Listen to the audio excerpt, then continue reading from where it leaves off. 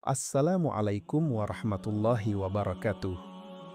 Alhamdulillah, segala puji bagi Allah Subhanahu wa Ta'ala, Tuhan yang Maha mendengar rintihan hambanya di keheningan malam, yang Maha menggenggam ubun-ubun setiap makhluknya. Shalawat beriring salam senantiasa tercurah kepada kekasih Allah, teladan sepanjang zaman, Baginda Nabi Muhammad sallallahu alaihi wasallam, beserta keluarga, sahabat, dan para pengikutnya yang istiqamah hingga akhir zaman. Bapak, ibu, dan saudara-saudaraku yang dirahmati Allah. Pernahkah kita merasa lelah? Lelah bukan karena pekerjaan, bukan karena urusan dunia, melainkan lelah karena cemas memikirkan masa depan anak-anak kita. Kita sudah sekolahkan mereka di tempat terbaik, kita beri mereka fasilitas tercanggih, kita berikan kasih sayang yang melimpah. Namun, di dalam hati kecil kita, ada satu ketakutan yang seringkali membuat kita terbangun di sepertiga malam. Ya Allah, apakah anakku akan selamat? Apakah ia akan tetap terjaga imannya saat aku sudah tiada nanti?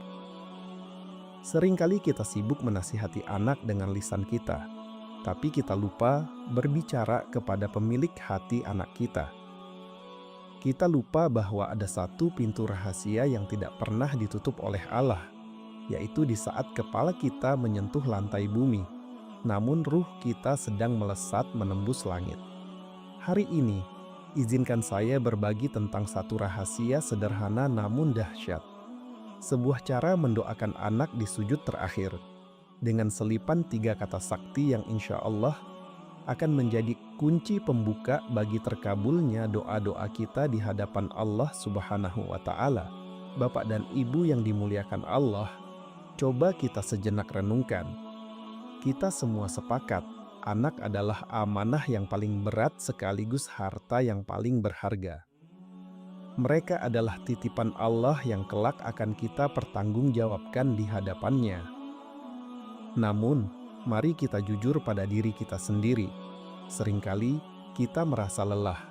Lelah memarahi mereka karena membangkang, lelah menasihati dengan kata-kata yang sama berulang kali, lelah harus berdebat tentang cara pandang dunia yang berbeda antara kita dan mereka. Kita merasa sudah berjuang mati-matian. Kita sekolahkan mereka di tempat terbaik, kita penuhi kebutuhan gizinya, kita berikan fasilitas tercanggih. Tapi, pernahkah kita bertanya, sudahkah saya melibatkan Allah dalam setiap detak jantung anak saya? Bapak dan Ibu, kita terlalu sering mencoba mendidik anak dengan tangan kita sendiri, menggunakan ego, emosi, dan logika kita. Padahal, kita lupa satu hal yang paling krusial, koneksi langit. Anak kita memiliki pemilik yang sesungguhnya.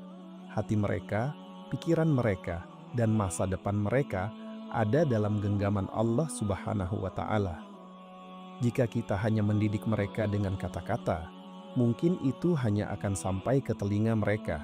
Tapi, jika kita mendidik mereka dengan koneksi langit, yakni doa yang kita kirimkan langsung kepada sang pemilik hati, maka doa itulah yang akan mengetuk pintu hidayah mereka dari dalam, dari lubuk jiwa yang paling terdalam. Kita sering lupa bahwa sebelum kita memarahi mereka, kita seharusnya bersujud dulu kepada Allah.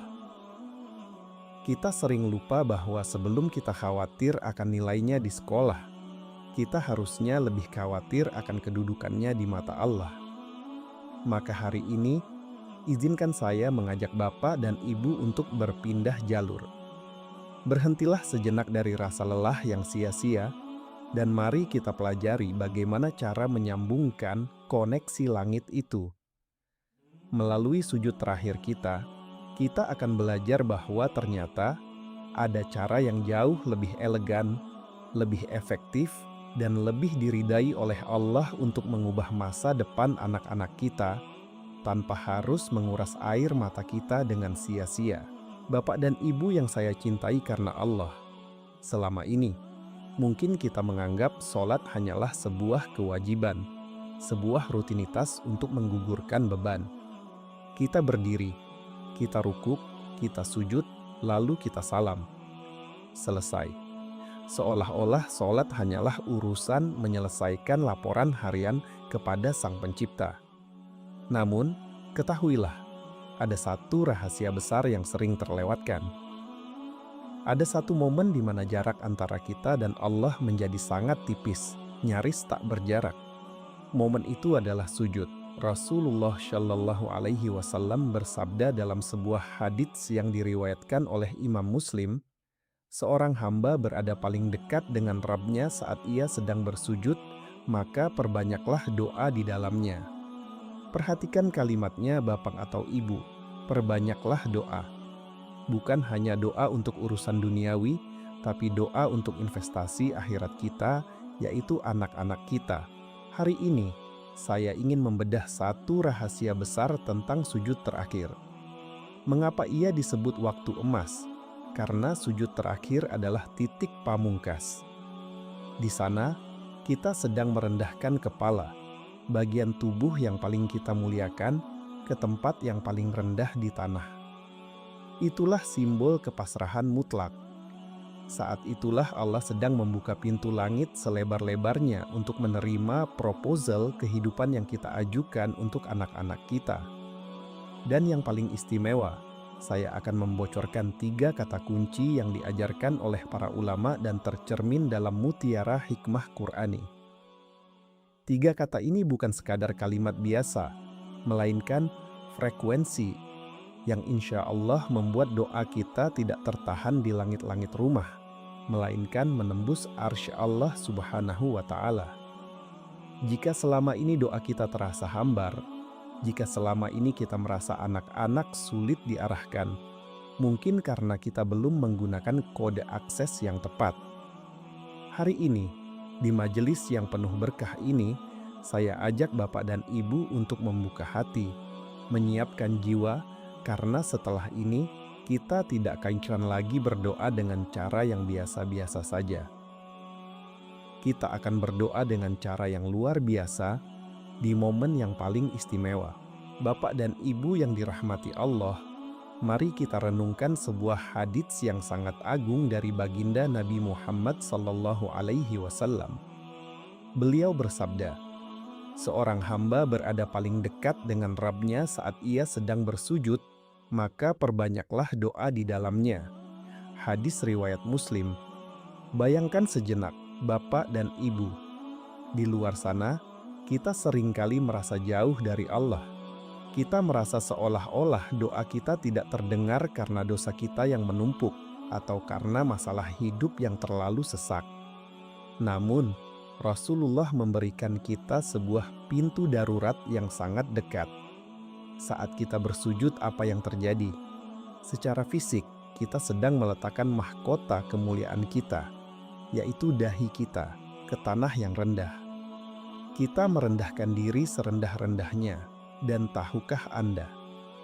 Dalam hukum gravitasi langit, semakin rendah kita merendahkan diri di hadapan Allah, maka semakin tinggi kedudukan kita di sisinya.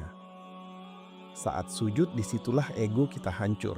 Disitulah kesombongan kita luluh. Dan saat dahi kita menempel di sajadah, itulah saat koneksi itu tersambung dengan sempurna. Kenapa harus di sujud terakhir? Banyak ulama menjelaskan bahwa sujud terakhir dalam sholat fardu adalah puncak dari ibadah kita. Kita telah menyelesaikan bacaan Al-Fatihah kita telah rukuk memujinya, kita telah duduk di antara 2 sujud memohon ampunannya. Lalu di sujud terakhir, kita berada di titik pamungkas. Bayangkan, saat kita sedang sujud terakhir itu, malaikat sedang mencatat siapa saja hamba yang masih setia kepadanya. Allah sedang memperhatikan siapa di antara hambanya yang tidak hanya sholat karena gugur kewajiban, tapi sholat karena rindu ingin berbisik kepadanya. Maka, ketika kita menyebut nama anak-anak kita di sujud terakhir, kita sedang menitipkan amanah itu langsung kepada pemiliknya. Kita berkata dalam hati, "Ya Allah, ini anakku. Engkau yang menitipkannya padaku, maka hari ini aku serahkan kembali masa depannya kepadamu." Bimbinglah dia, jagalah hatinya, karena aku sebagai orang tua seringkali tidak sanggup menjaganya dari godaan zaman. Bapak dan ibu, saat sujud terakhir, jangan buru-buru bangkit untuk salam. Tahan sejenak. Biarkan hati kita berbicara dengan bahasa yang paling jujur, karena di posisi itulah Allah tidak sedang melihat siapa kita. Allah hanya melihat ketulusan doa yang keluar dari hati seorang hamba yang sedang bersimpuh di kakinya. Bapak dan ibu yang dirahmati Allah, mari kita gunakan imajinasi kita sejenak. Secara fisik, saat sujud kita adalah sosok yang paling lemah. Kita menunduk, kita merendahkan dahi, bagian tubuh yang paling mulia, ke atas lantai atau sajadah yang rendah. Kita melepaskan semua atribut duniawi kita. Tidak ada jabatan, tidak ada harta, tidak ada gelar di hadapan Allah saat kita bersujud. Namun, ketahuilah sebuah paradoks yang indah dalam Islam.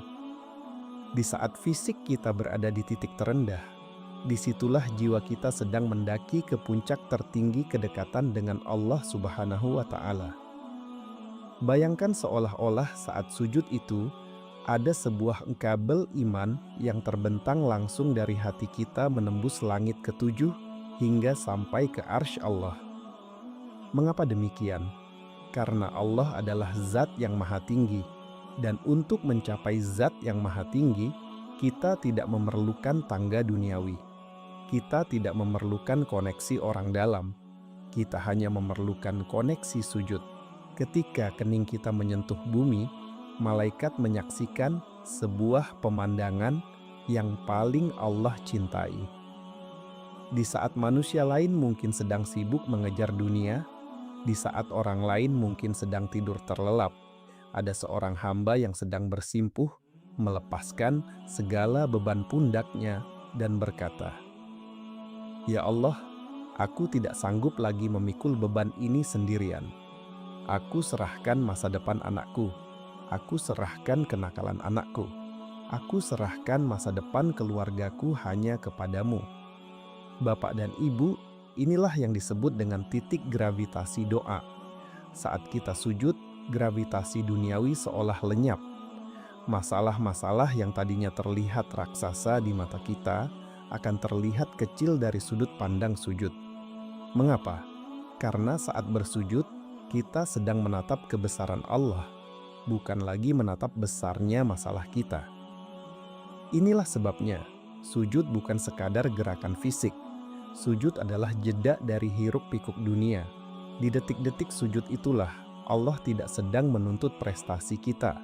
Allah tidak sedang menghitung kesalahan kita. Tetapi Allah sedang menunggu bisikan hati kita. Itulah saat di mana pintu langit tidak hanya terbuka, tetapi Allah sendiri yang turun untuk mendengarkan permintaan hambanya yang sedang bersimpuh. Bapak dan ibu yang dimuliakan Allah, mungkin ada di antara kita yang bertanya, mengapa harus sujud terakhir? Apakah sujud pertama atau kedua tidak bisa? Ketahuilah, sujud terakhir dalam sholat fardu adalah momen yang paling istimewa. Mengapa? Karena itu adalah momen pamit. Bayangkan, jika Anda bertamu ke rumah seseorang yang sangat mulia, seseorang yang memiliki segalanya, seseorang yang mampu menyelesaikan semua masalah hidup Anda. Saat Anda hendak berpamitan untuk pulang, bukankah itu adalah saat-saat terakhir di mana Anda bisa menyampaikan satu keinginan yang paling penting? Bukankah itu adalah detik-detik di mana Anda mencurahkan isi hati yang paling dalam sebelum melangkah pergi? Begitu juga dengan sujud terakhir. Setelah kita berdiri menghadap Allah, setelah kita rukuk mengagungkan kebesarannya, setelah kita sujud berkali-kali memujinya, tibalah di sujud terakhir. Sujud ini adalah perpisahan kita dengan momen sholat tersebut sebelum kita kembali terjun ke dunia yang bising. Di saat sujud terakhir, hati kita biasanya sedang dalam kondisi paling lembut. Mengapa? Karena kita baru saja menyelesaikan munajat-munajat sebelumnya. Kita telah menanggalkan ego kita. Di sanalah Allah sedang menantikan apa yang ingin kita minta. Allah seolah berkata, "Wahai hambaku, sebelum engkau kembali ke duniamu, sebelum engkau kembali menghadapi masalahmu, katakanlah, apa yang sebenarnya engkau inginkan dariku?" Dalam sujud terakhir itu, Allah tidak sedang menagih ibadah kita yang sempurna. Allah justru sedang memberi kesempatan bagi kita untuk mengadu. Dan bagi kita sebagai orang tua, inilah waktu yang paling tepat untuk menitipkan anak-anak kita. Saat sujud terakhir, saat kening kita bersentuhan dengan lantai, bisikanlah nama anak kita, sebutkanlah wajahnya, sampaikanlah kelemahan kita sebagai orang tua. Karena di detik-detik pamit itu, Allah Maha melihat ketulusan doa seorang hamba yang merasa tak berdaya. Ingatlah, sujud terakhir bukan sekadar penutup sholat, tapi ia adalah jembatan doa yang menghubungkan permohonan tulus kita dengan pengabulan Allah yang tak terbatas. Maka mulai hari ini, jangan biarkan sujud terakhir Bapak dan Ibu berlalu begitu saja tanpa ada satupun doa yang dititipkan untuk buah hati tercinta. Bapak dan Ibu yang dirahmati Allah, mungkin muncul pertanyaan dalam hati kita. Bagaimana cara memintanya? Apakah kamu harus membaca doa dalam bahasa Arab yang panjang dan fasih? Ataukah harus bersuara agar didengar? Jawabannya, tidak sama sekali. Allah itu Maha mendengar, bukan hanya bahasa lisan, tetapi juga bahasa hati. Dalam sholat, kita memang tidak diperkenankan berbicara dengan bahasa manusia secara lisan, karena akan membatalkan sholat. Namun, ada satu jalur rahasia yang tidak akan membatalkan sholat, yaitu berdoa di dalam hati. Bayangkan, ini seperti sebuah pesan singkat yang langsung terkirim ke server langit. Anda tidak perlu menggerakkan lidah, tidak perlu mengeluarkan suara, cukup gerakan hati. Begini cara teknisnya, saat kening Anda sudah menempel di sajadah, tetaplah dalam posisi sujud yang tenang. Jangan terburu-buru. Setelah Anda membaca tasbih sujud, Subhana Rabbiyal A'la, tahan posisi itu. 1. Hadirkan wajah anak. Di dalam hati, bayangkan wajah anak Anda. Jika anaknya lebih dari satu, bayangkan mereka satu persatu dengan penuh kasih sayang. 2. Sampaikan dengan bahasa kasih. Anda tidak perlu menggunakan bahasa Arab yang rumit jika Anda tidak hafal. Gunakan bahasa yang paling Anda kuasai. Gunakan bahasa yang paling menyentuh hati Anda. Allah mengerti bahasa Indonesia, Allah mengerti bahasa daerah, Allah mengerti bahasa kalbu seorang ibu atau seorang ayah yang sedang menangis di hadapannya. 3. Jadilah jujur di hadapan Allah. Sampaikan apa adanya.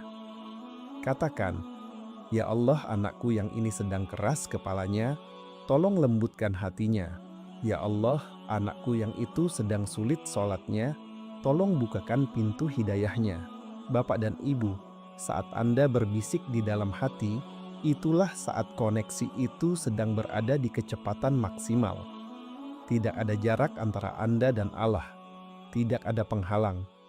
Ingatlah, Allah tidak menilai seberapa indah susunan kalimat Anda. Allah tidak menilai seberapa fasih lidah Anda. Allah menilai kejujuran dan ketergantungan hati Anda kepadanya. Saat Anda merasa lelah mendidik anak, sampaikanlah lelah itu kepada Allah di sujud terakhir. Saat Anda merasa gagal menasihati mereka, tumpahkanlah kegagalan itu kepada Allah. Saat itulah Anda sedang memindahkan beban di pundak Anda kepada Sang Maha Penolong. Dan disitulah keajaiban mulai bekerja. Bapak dan Ibu yang dirahmati Allah, dalam sebuah hadits, Rasulullah Shallallahu Alaihi Wasallam pernah mendengar seseorang berdoa dalam sholatnya tanpa memuji Allah dan tanpa bersyalawat kepada Nabi. Rasulullah pun menegur orang tersebut dan bersabda, "Orang ini tergesa-gesa." Oleh karena itu, agar doa kita di sujud terakhir bukan sekadar permintaan yang asal bunyi, tapi menjadi doa yang beradab dan berkelas. Mari kita gunakan pola yang diajarkan oleh Rasulullah Sallallahu Alaihi Wasallam. Bayangkan, doa kita ini adalah sebuah surat cinta yang akan kita kirimkan kepada Sang Raja di Raja. Tentu, surat itu harus ditulis dengan etika yang benar. Bagaimana polanya? Pertama, mulailah dengan memuji Allah, tahmid dan takbir.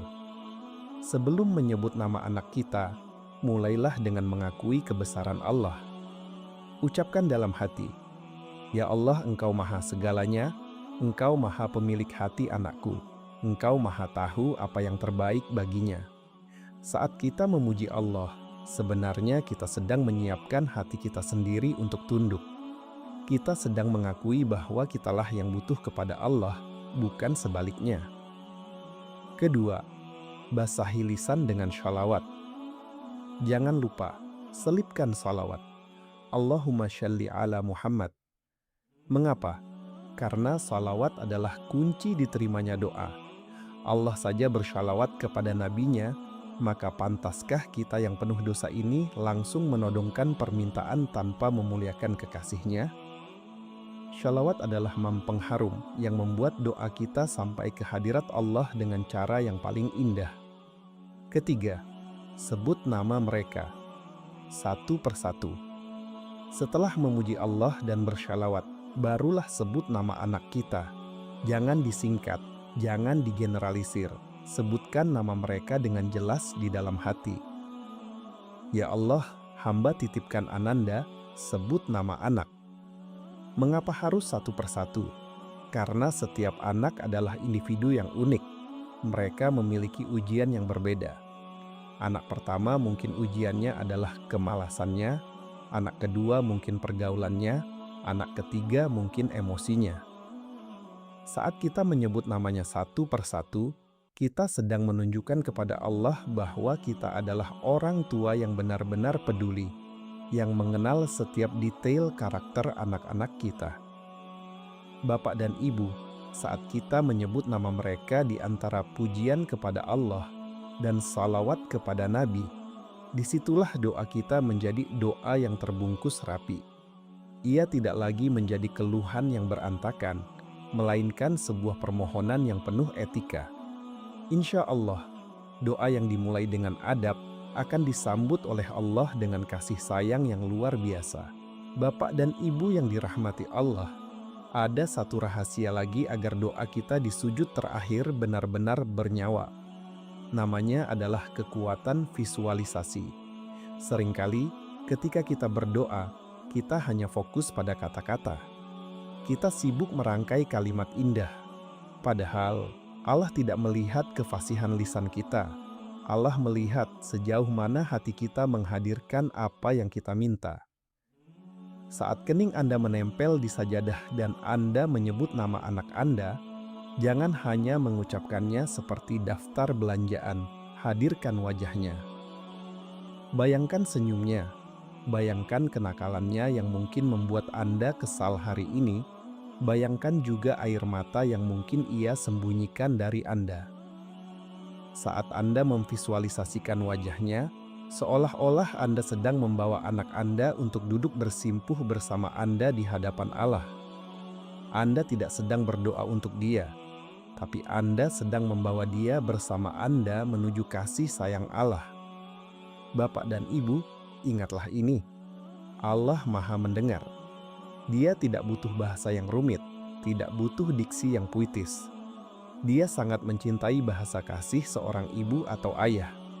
Ketika seorang ibu membisikkan dalam hatinya, "Ya Allah, anakku ini sedang lelah, mudahkanlah langkahnya." Itu adalah doa yang lebih agung daripada rangkaian kalimat panjang yang tidak dipahami maknanya oleh hati. Mengapa? Karena Allah adalah Maha Pengasih. Dia memandang kasih sayang yang mengalir dari hati orang tua kepada anaknya sebagai sebuah doa yang paling jujur. Itulah bahasa yang paling dicintai Allah. Bahasa kasih yang tanpa pretensi, bahasa kasih yang tulus, dan bahasa kasih yang penuh dengan harapan. Jadi, jangan takut doa Anda dianggap kurang pantas atau terlalu sederhana. Saat Anda menyebut nama anak Anda dengan penuh bayangan kasih sayang, saat itulah langit bergetar. Allah sangat mencintai orang tua yang tidak hanya menitipkan anaknya di sekolah, tapi juga menitipkan hatinya kepada sang pemilik jiwa di setiap sujudnya. Bapak dan Ibu yang dirahmati Allah, kita telah belajar bagaimana sujud itu begitu dekat, bagaimana teknis doa itu begitu sederhana, dan bagaimana adab itu begitu penting. Sekarang, tibalah di bagian inti. Jika selama ini doa kita terasa seolah terbentur di langit-langit rumah, mungkin karena kita belum menyertakan frekuensi ketundukan dalam doa kita. Dalam sujud terakhir, saat Anda sudah menghadirkan wajah anak Anda, sertakanlah 3 kata sakti ini. Bukan karena kata-kata ini jampi-jampi, tapi karena ketiga kata ini adalah bentuk penyerahan diri yang total kepada Allah. 1. Ya Allah, hidayahmu. Ucapkan dalam hati. Ya Allah, untuk anakku, sebut namanya, berikanlah hidayahmu. Mengapa hidayah? Karena kepintaran tanpa hidayah bisa menjadi kesombongan. Kekayaan tanpa hidayah bisa menjadi kehancuran. Hidayah adalah lampu yang membuat anak kita tahu jalan pulang saat dunia sudah terlalu gelap. Jangan minta anak kita sukses menurut standar manusia saja. Mintalah hidayahmu agar kemanapun kakinya melangkah, ia selalu dalam bimbingan Allah. 2. Ya Allah, cukupkanlah. Ucapkan dalam hati. Ya Allah, cukupkanlah anakku dengan rezekimu yang halal. Cukupkanlah ia dengan iman, dan cukupkanlah ia dengan perlindunganmu. Seringkali kita merasa kurang, kita khawatir tentang masa depan anak. Kata cukupkanlah adalah obat bagi kegelisahan orang tua. Saat kita meminta Allah untuk mencukupkan, kita sedang membuang beban kekhawatiran dari pundak kita dan menyerahkannya kepada Allah yang Maha Kaya. Ini adalah kata yang meruntuhkan ego dan rasa takut kita sebagai orang tua. 3. Ya Allah, ridhai. Ini adalah puncak dari segala doa. Ucapkan dalam hati. Ya Allah, jadikanlah ia anak yang Engkau ridhai. Bapak Ibu, anak yang pintar belum tentu bahagia. Anak yang kaya belum tentu mulia. Tapi, anak yang diridhai Allah adalah anak yang hidupnya akan dijamin keberkahannya. Jika Allah sudah ridho, maka pintu-pintu kemudahan akan dibukakan, kesulitan akan diangkat, dan perlindungan Allah akan menjadi perisai bagi hidupnya. Ridho Allah adalah tiket terbaik yang bisa kita berikan untuk masa depan anak kita. 3 kata ini, hidayahmu, cukupkanlah, ridhai, adalah sebuah kode akses. Ketika Anda mengucapkannya dengan jujur di sujud terakhir, Anda sedang berkata pada Allah, Ya Allah, aku tidak sanggup menjaga anakku dengan kekuatanku, maka aku serahkan semuanya pada hidayahmu, pada kecukupanmu, dan pada ridhamu. Saat itulah doa Anda tidak lagi sekadar permohonan. Doa Anda telah berubah menjadi sebuah ikatan suci antara orang tua dan Sang Pencipta. Bapak dan Ibu yang dirahmati Allah, seringkali kita terjebak dalam satu pemikiran yang keliru. Kita sering berkata, nanti saja saya doakan dengan sungguh-sungguh kalau anak saya sudah mulai rajin sholat. Atau, nanti saja saya minta yang baik-baik kalau dia sudah tidak membangkang lagi. Ketahuilah, itu adalah jebakan iblis yang membuat kita menunda kebaikan. Bapak atau Ibu, jangan pernah menunggu anak kita menjadi anak yang baik baru kita doakan. Jika kita menunggu mereka sempurna, mungkin doa itu tidak akan pernah terucap. Justru sebaliknya, mendoakan mereka di sujud terakhir adalah cara kita membentuk mereka. Bayangkan, doa Anda adalah sebuah pahat spiritual. Anak Anda saat ini mungkin adalah bongkahan batu yang kasar. Mungkin ada bagian yang keras, mungkin ada bagian yang sulit dibentuk. Namun, setiap kali Anda sujud, setiap kali Anda menyebut namanya di hadapan Allah, Anda sedang memahat jiwa mereka. Anda sedang mengikis kekerasan hatinya dengan kasih sayang Allah. Anda sedang menanamkan benih keimanan di saat mereka mungkin sedang jauh dari Allah. Jangan salah paham. Mendoakan anak di sujud terakhir bukanlah tanda bahwa kita menyerah dengan kenakalan mereka. Justru, itu adalah tanda bahwa kita adalah orang tua yang paling cerdas. Kita tahu bahwa hati manusia ada di tangan Allah. Jika kita ingin anak kita lembut hatinya, maka lembutkanlah dengan doa. Jika kita ingin anak kita cerdas akalnya, maka cerdaskanlah dengan permohonan. Jika kita ingin anak kita terjaga kehormatannya, maka jagalah dengan sujud kita. Mulai hari ini, jadikanlah sujud terakhir Anda sebagai bengkel jiwa bagi anak-anak Anda.